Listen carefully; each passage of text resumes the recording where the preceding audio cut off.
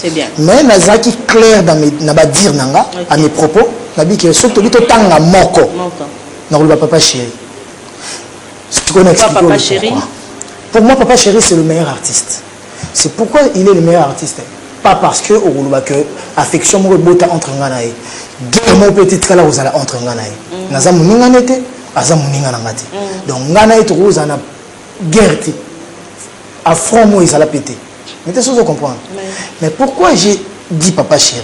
Au moins on a dans la maison mère. Adversaire nabiso direct et qui groupe au Inge BCBJ.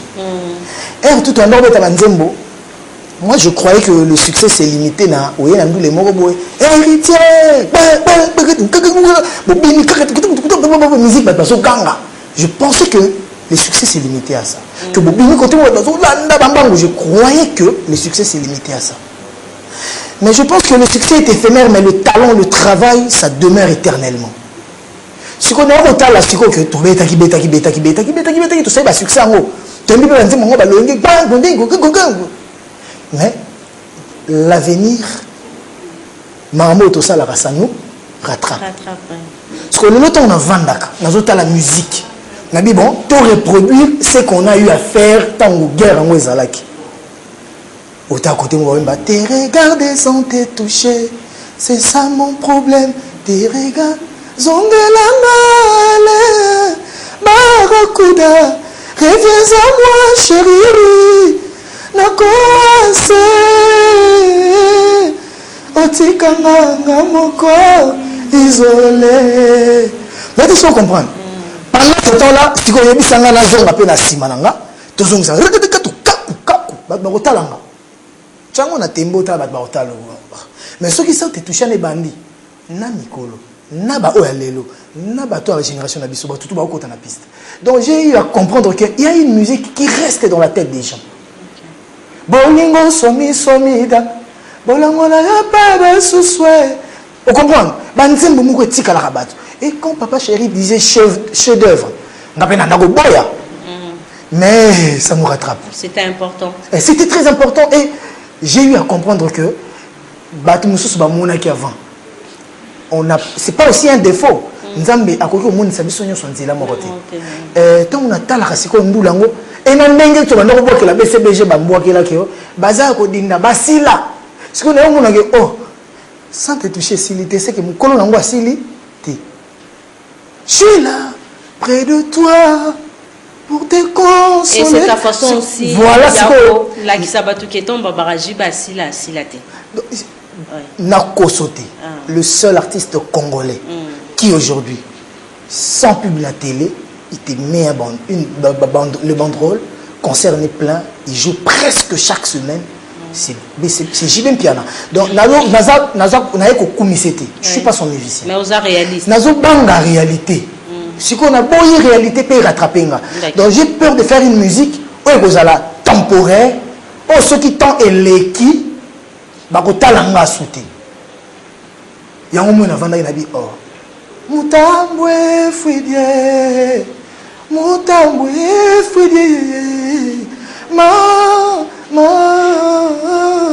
Navanda jumona batuni pop tamso ko baké papa chéri ndimani nzembwango to batindelenga ba vidéo papa chéri ndimine mono tamso kasi na ndimie po na bongo non je suis pas un flatteur naza penari na tikalika na réalité pe na banga na boyi na polémique je mona va na télé batindelinga na ota la télé ba benginga ota lelo mo papa lutumba zoleka ba poser papa lutumba question na ba jeune de bazoyemba maloba o est marqué je m'attendais pas que papa lutumba olobango papa lutumba bi et là, il marqué plus la génération de Bazoemba.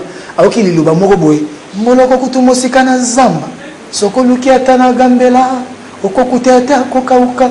Ngabolingo Takoita. Et son monanate. Ozawa Pie.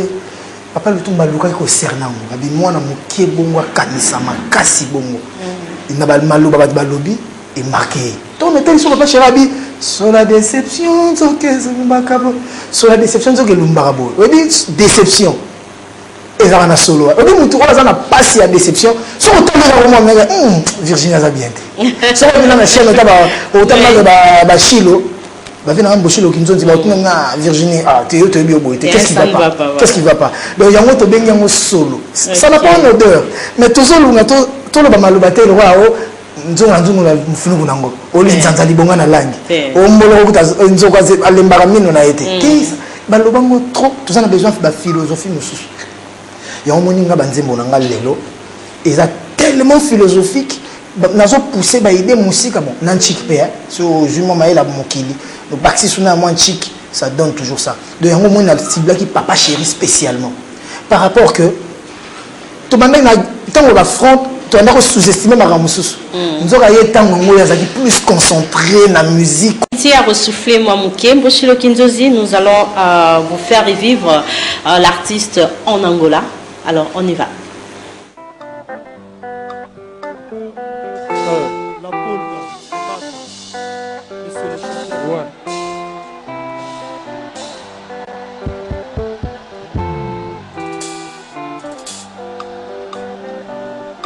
Cosa Nostra.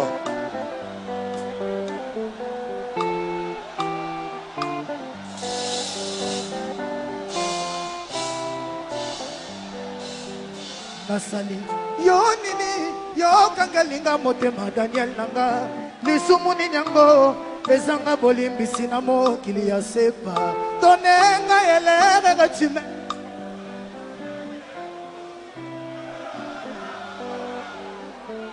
nazobanga kanda no mabe opimelanga damas panske na jali bombisi nzala pokwa eza mabete pona moto aza conscient kazana karem bile eza pamba parce que aza concentré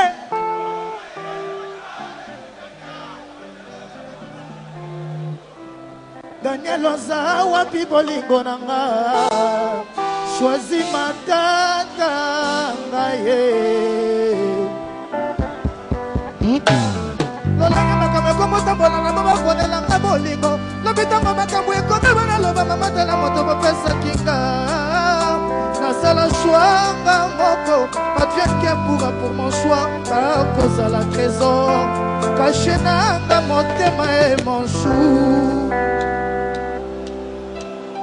soki na kaka Daniel Sassou bopesanga fote te kumbelaka ngai natiaka ngaleze biso mibali tolingaka balinga biso nzambo depasi la fidélité attire la stabilité ebukinga mpeka na bolingo na yeyeye Daniel.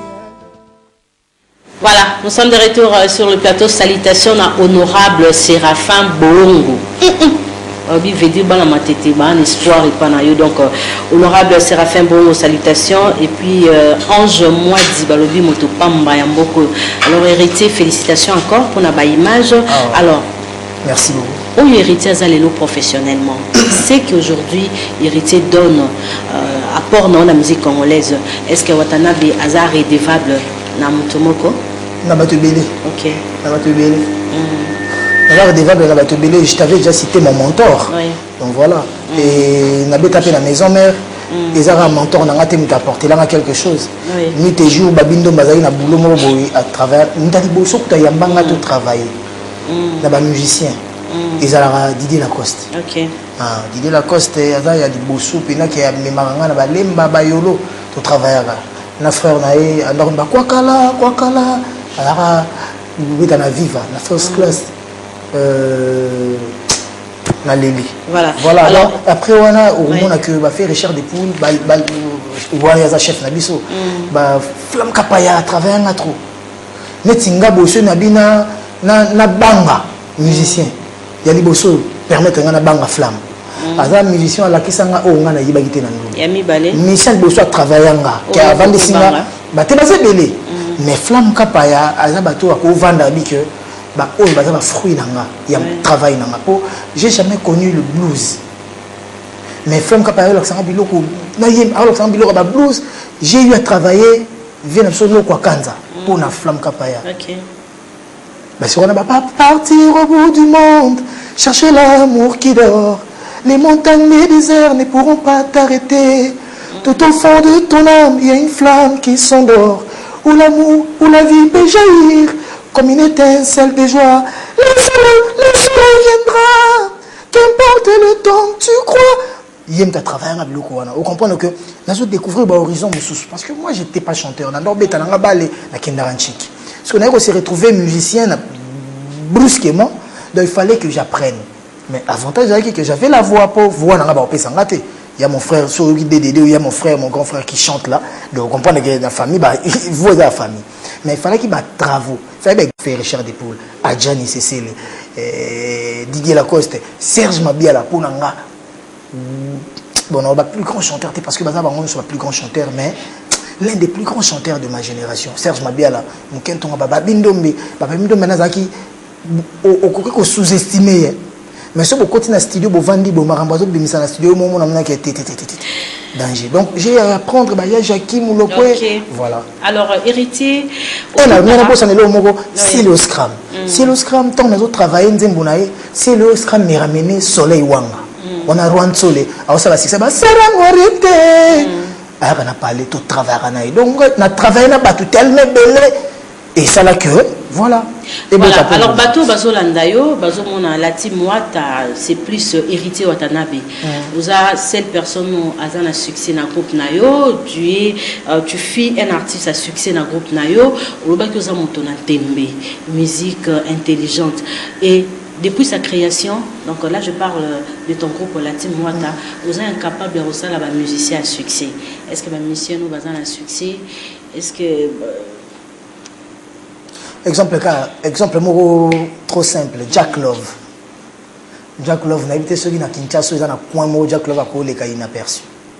Azaï na deux ya internet mobimba, tout bandego souhaité pour passer ma condoléance. Na matanga na bango full moro énorme. Donc voilà, c'est plutôt que les bons au monde que mais si nous avons un succès au Yozaki na moté na si ko bongo ba succès ngana dans la maison mère on va reconnaître un artiste peut-être dans ba voix les succès on a le succès na succès na mais yo aucun artiste succès na dans la maison mère biso tout avec na même succès na même biso tout avec na même piédestal na maison mère so ko cheba tout na maison mère biso tout avec ndenge moko ngana dans la maison mère ngana café room est-ce que tu avec ndenge moko biso tout on doit bénéficier na président moko, orchestre moko, ba fan moko, album moko. Mais est-ce que tu as kindenge moko? Ndenge moko pen orchestre nanga ba rosa la bango nyoso. Ba bénéficier tamsu na orchestre moko, ba structure moko, président moko. Mais ba obligé à ndenge moko te. Succès ça oh yo pose pesa. Ndenge yo mozo mi vendre. Et on a tant l'exemple là nous kaka ya Jack Love. Et ce ko bi ken orchestre nanga ba banité. Je me plaindrai parce que ba Diego Milito na mona cabaret tout. Tala ba on a ba Facebook pour comprendre. Olivier déjà hier écoute ya kala arnaqué écoute ya kala donc voilà donc cet obito tcha au sature n'a évité à moins qu'on contredire moi Lucana orchestre parce que moi je me mets au milieu déjà à ma gauche je mets Jack Love à droite c'est Nache Olivier côté on a Che Diego Milito côté on a Che Arnakula na Che Mishka na Che Gires après tout Che Seda aux un orchestre moko ba jeune oyo yebi okotangila ba kombo na ba on peut ba tandami bon ba ko yemba na biso Ngaï Olivier, Arnaqué, Jack, Diego, Gires, tout bandi ko panzanteke. Voilà ba jeune mo pe na orchestre mo ko baza, o ba ko tenir, te bazo yemba penza. Et ça que ba tout mususu ba mutu na mutaza na vision na ye. Ce qui peut le but que na ba format mo ko. Est-ce que bi que na ba orchestre jeune. Biso to beta na ba concert ba to ba yaka penza. Hein biso to répéter kapenza batu bayaka déjà pour na mona peut déjà au tala biso na répétition au mona peut ba retour nango donc voilà mais batu mususu ba beta ba vidéo nango ba vidéo puis vous comprenez que on veut pas seulement tout tika na contexte on a polémique que un tel a sala ki biso peut tout ça là tout un tel ba moni sa ki biso peut tout moni sa maboy donc voilà chacun gère en sa manière chacun gère en sa façon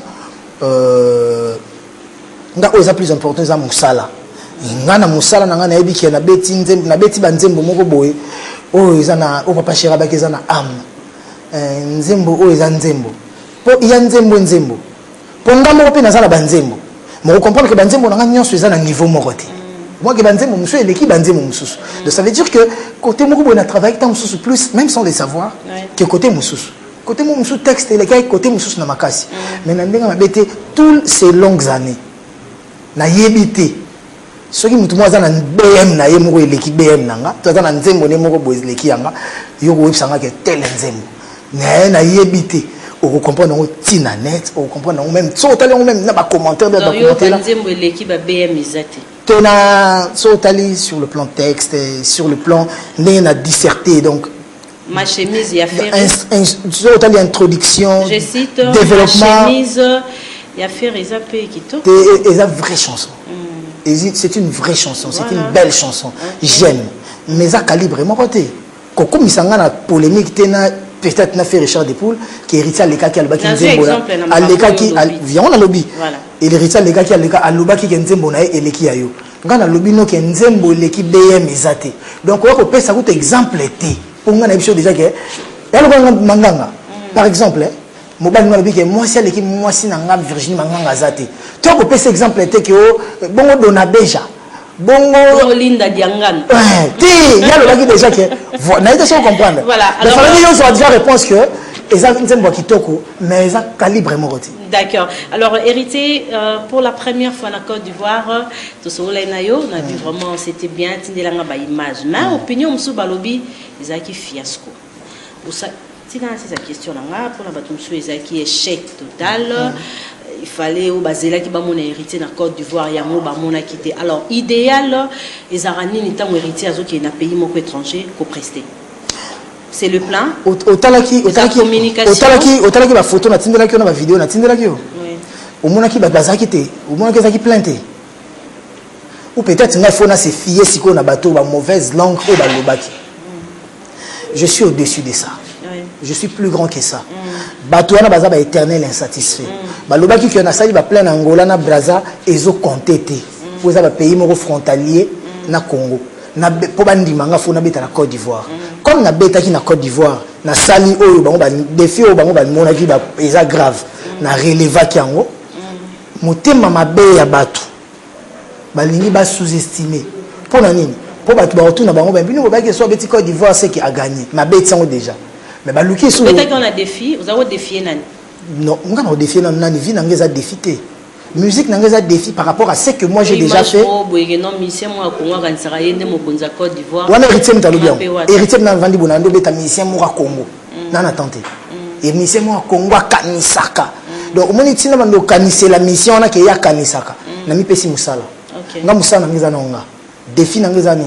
Banana banda musique, nam tokenda Côte d'Ivoire té. Na carrière na momba na kenda Côte d'Ivoire concerté payant. Na kenda Côte d'Ivoire kala. Mais concert moi en plein air, anniversaire il y a fait moi. Pour la compte à Magic System. On attend dans un orchestre dans chaque là. On a concert en plein air. Mais ce qu'on a que concert moi payant. Concert dans la salle na beta qui. Naza beta vendredi, ngana beta samedi. Naza beta VIP 5000 et place normale 5000, VIP 7000. La chaise vide. Yo, s'il vous plaît. Nani? La chaise est vide. Ngai. Na ba non naza. C'est que zo la nanga bien te. Te na lo ba yonde. Te yo il fallait la nanga. Te il fallait la nanga tous communiquer. Dans la communication c'est ngara yo comprendre pe na o ngana loba. Au lieu de porter jugement mo boé, jugement mo eza déplacé par rapport à mamna loba. Na comment ils ont un niveau mamba naza na longa na mamnanga. Ah OK. Voilà c'est que landinga bien te. Dans la bi que naza beta na même place 5000 VIP 7000. Ngana beti samedi, on a vendredi, ngana beti samedi 10000 place normale, VIP 20 000. Allez-y comprendre. Tout le cas, bateau, babeta qui paye, bakongo, babeta rakuna paye bongo. Donc, comprendre que ceux qui mutazo linga bimna à s'imposer, ils ont un bâtiment, ba mauvaise langue, ba rouya pour ba bendaye. On a beta concert en Angola, ba opé sa sango, à salim piaka. Oui, pourquoi?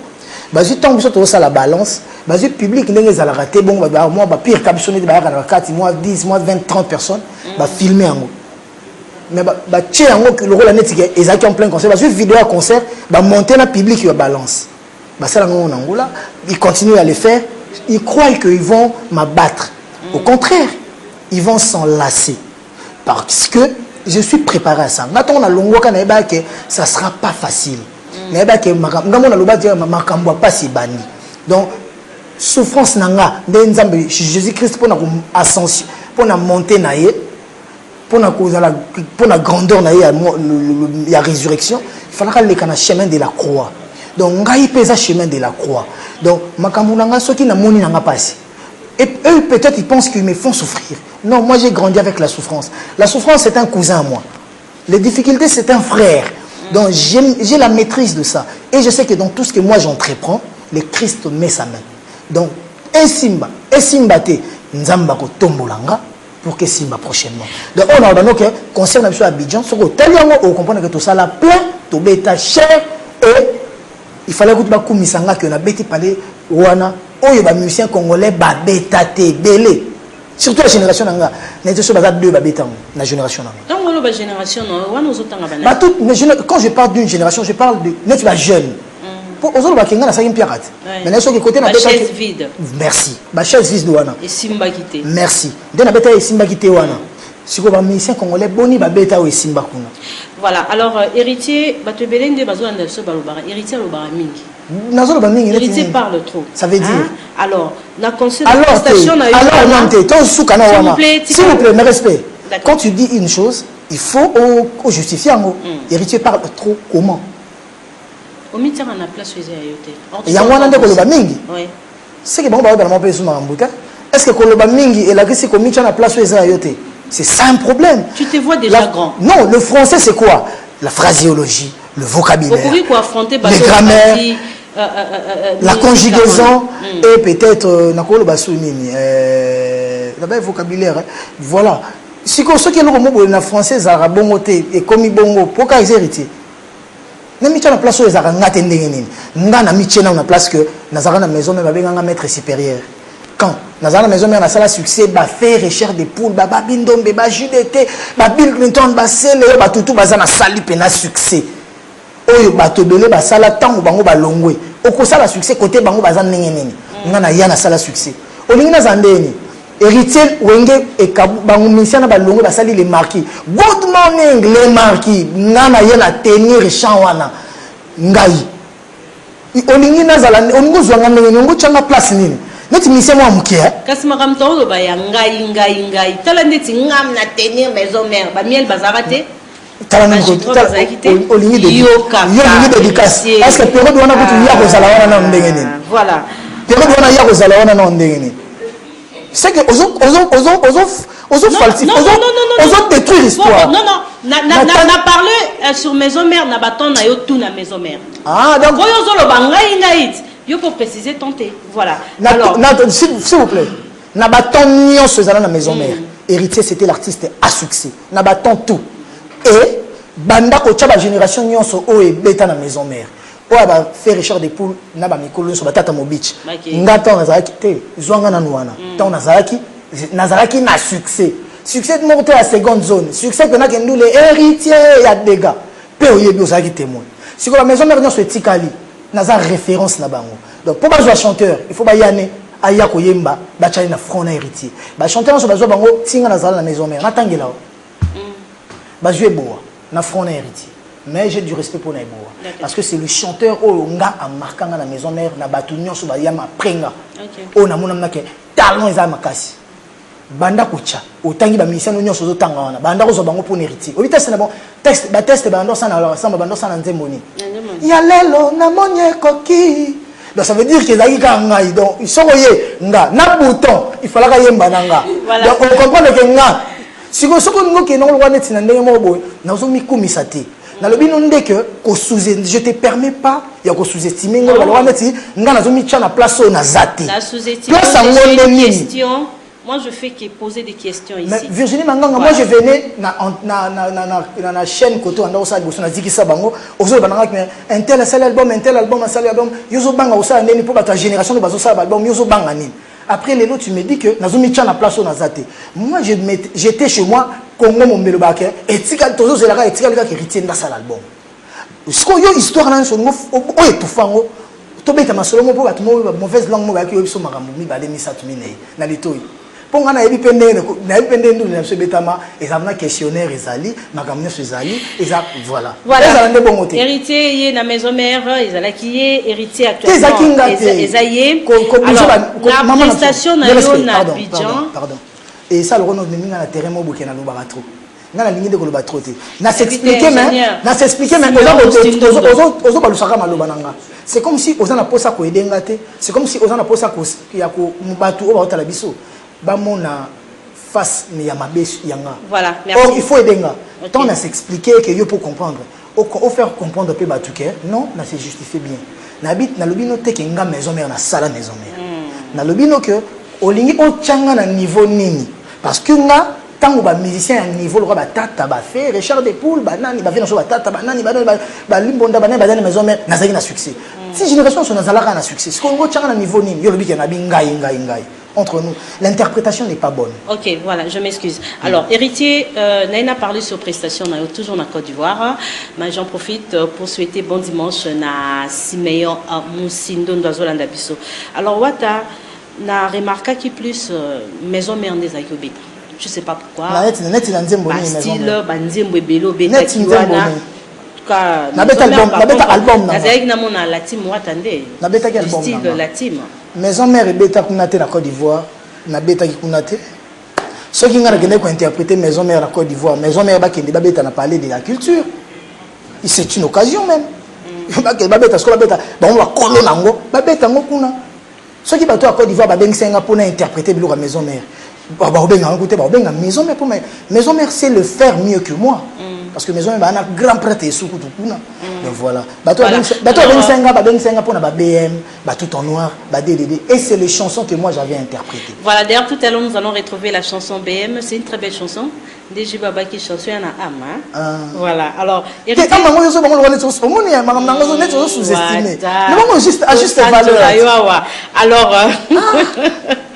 alors Wata, comment tu gères ton groupe la team Wata? Difficilement. Côté musicien, art, moral et puis finance. Difficilement. Ezara que bana mai ba comprendre rapenga que naza mo santuté, j'ai mes défauts, j'ai aussi mes qualités. Je cherche toujours à trouver l'équilibre pour que tu vives bien à bana mai pour ba yaya bena bazar pour gérer un olivier, c'est pas facile, gérer un padaché, un champion voilou, un tortue koba, donc on comprend que ba végéta tout ça là. Donc voilà, mais to komisango c'est une grande famille. To lingana kapena. Et plus que ça même, surtout côté moral, bah va se comportera bien. Surtout côté hobby financier, point wana, on comprendre que bah y a des musiciens qui n'ont salaire que tout font d'abord un compte dans FBN Bank pour nous ça pub dans côté vite fait. Ceux qui t'obéissent nous, les ceux qui écoutent tout se partagera au amuke tout se partager des arabes par exemple bah musicien bah vendre bah orchestre monsieur zara nous les morts zara tam sur $20 bah orchestre monsieur chaque concert zara $50 bah orchestre monsieur peut zara voilà biso peut on a montant na biso mo malgré les gars bah 50 wana par concert dans ce bêti nous les morts oui il y a bino déjà bon dendoulé c'est automatique après wana chali rubenga nous ça chargera na pour na kokende ko déposer na compte ya moko. Voilà.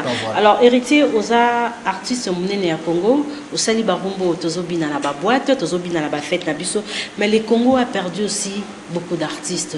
Je cite Tabouley, Pépé Kalé, Papa Wimba. Alors, na deuxième émission, tout ça qui peut ba image ya Rochigo.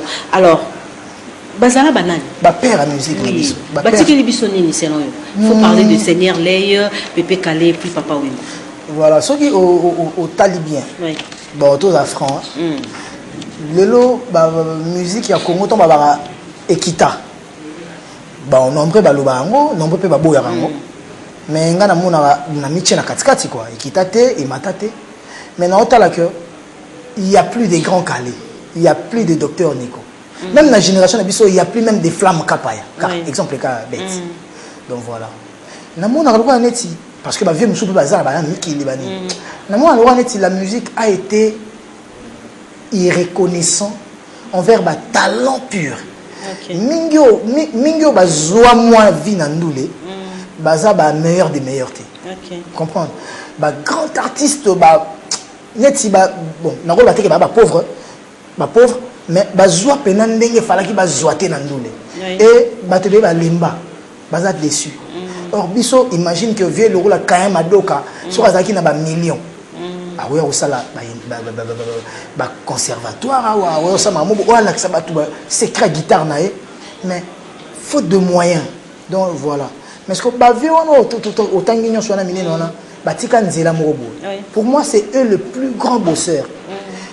Quand ils étaient vivants, la musique congolaise avait la première place. Mais cela ne veut pas dire que la musique congolaise, la musique nous soit pas payée monsieur Zagité parce qu'on va mourir canter Zagité ba Isha Kone ba Zagité ba Salif Keita ba Zagité ba Yusundo ba Zagité mais bango ba Zagité ba tchaka bar likolo makasi. Mais les lorsqu'on concurrence eza que ba tout moko en Afrique ba leki ba biso. Commercialisation musique na biso, soutien peu à l'état na musique ango ezate. Pour nous, nous sommes déplacés, tout souffrir, nous avons autorisation de sortie, nini, fouta, ministère de la culture, nini, voilà. Merci donc, héritier, tu as retrouvé chanson BM pour faire plaisir à un honorable Séraphin Abongo et sans oublier Simeon Moussindondo. Maître Lebo Katega, Maître Désiré Lelo, Didier Ndeni Mokondi Donal, Théo Ndenga. Alors, Séraphin Bongo, biso tozota lelo biso bana matete. Espoir isa vraiment na yo. Alors, héritier, nous approchons à la fin de cette émission. Maintenant encore là.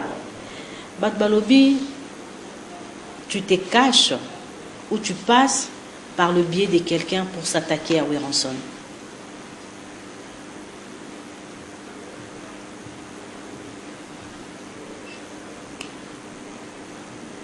La réponse au pianate. Marambo est circulé sur l'internet, voilà. Dadi mon est passé pour nous représenter des esquisses au nom de quelqu'un au Batbaby qui est proche nayo. Albi Balimbisaye, tout ce qu'elle a dit, à Kofingaman Patate, héritier aux Alamoana auprès de Weranson, au Vandana résidence à Weranson, Mampatazala, Mama Ponayo, tout ce que la personne a dit, vraiment à Zosenga pardon. Tout le monde a base nayo, ba publication que non, Dadi mon n'a pas le droit de représenter les excuses. Et, à 48 heures pour retirer les excuses. Ce qui était à suspendu. Je ne sais pas si Dadi est suspendu. Héritier, au comment babate. En tout cas, j'attends des réponses.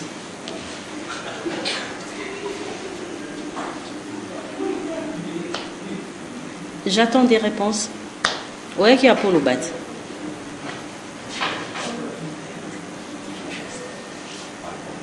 Et est-ce que vous reconnaître que au lieu de la musique, de bâtir carrière na yo bien bien, des fois ils ont ma polémique, na ingratitude. Là aussi, il n'y a aucune réponse.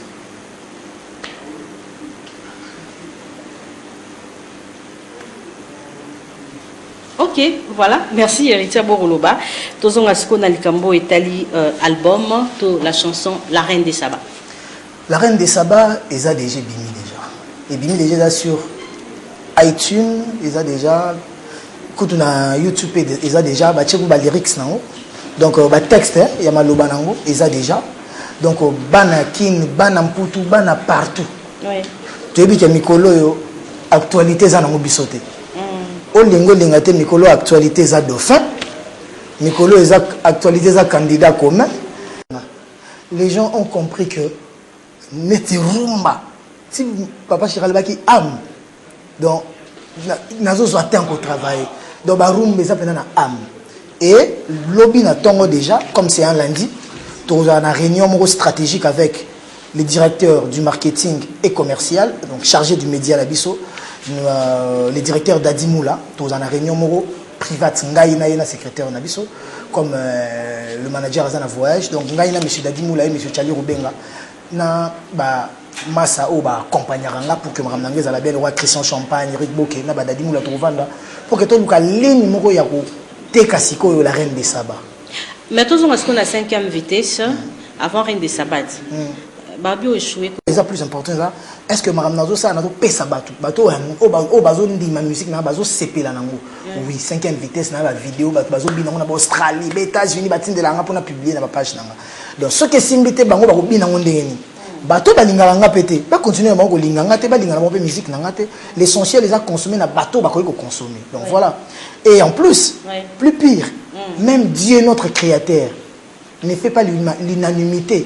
Na mokilio donc nzambe beneza batimo bona ya nzambe wana zanani satan des dangers satan des makambo bon siko nga humain.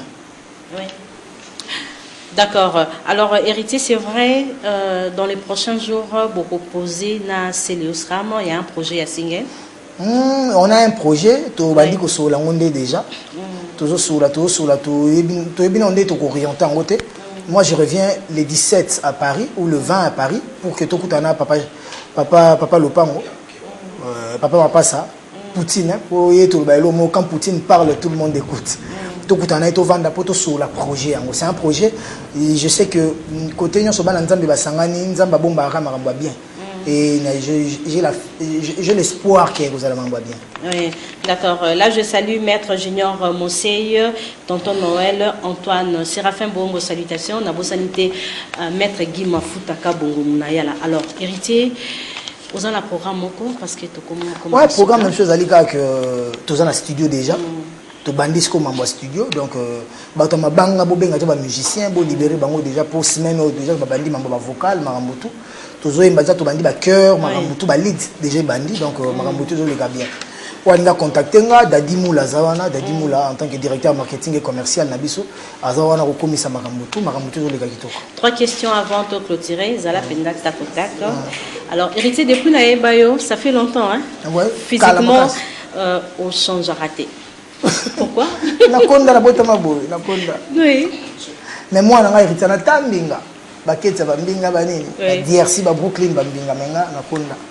la technologie actuelle, est-ce que la tradition africaine est encore en place dans le monde? Oui, tradition africaine est en place parce que les Indiens, les Chinois, les Tiki, beaucoup qu'on a bangoté. Voilà. Dans le clip, dans la musique, il y a toujours la femme. Toujours. Voilà. Parce que déjà, le rumba, dans la rumba, pardon, il faut être accompagné on chante par la femme. On chante l'amour. Dans l'amour, il y a la femme. Alors, pour réaliser le clip, Nabassi, na album No Retirada. Alors, pour toi, qui est la plus belle femme ou accompagnée dans le clip? Ils ont passé. Dans la Côte d'Ivoire, c'est que tout le monde a clip na BM et pas Maman Dominique. Donc, maman présidente, la première dame Nabango. Et mais que la fille na tout en noir. Elle a bien joué son rôle. Même si elle va un moi surtout bétané billard na DDD qui est mystique. Donc on comprend que la chose a toujours partagé. La vie a toujours partagé. Oui. Alors Moshi a posé une question qu'on a posée sur invitation nayo.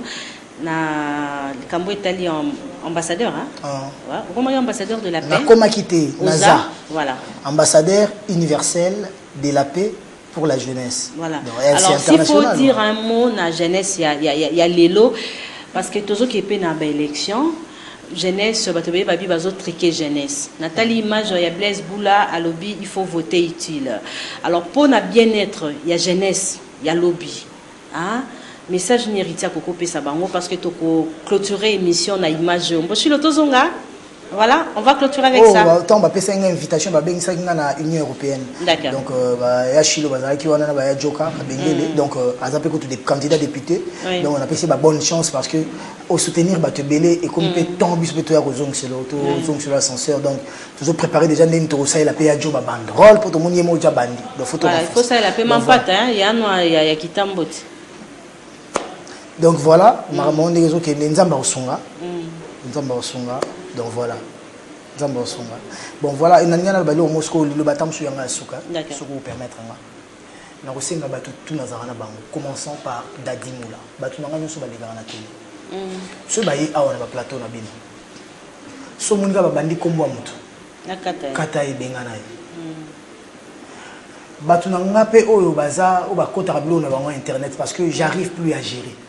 Parce que aux attentions à la vente basée belé au surtout comme déjà ça là qui va publier je sais pas pourquoi tu as internet qu'on contrôlera moko s'il vous plaît tous en a 5e vitesse na biso na reine de Saba ce qui peut nous à la rananga et que olinga kanga parce que ça message ya mère nanga pesinga avant na on a parlé na ya awa mère nanga benga yemta bisinga maloba on a loba na batutu na ba chroniqueuse ba travailler nanga na banini Moutoua finganga, moutoua cracher sur ma famille, moutoua cracher sur ma femme, moutoua cracher sur mes enfants. Naza nanga na posa moutoua c'est la droit des réponses des sous té.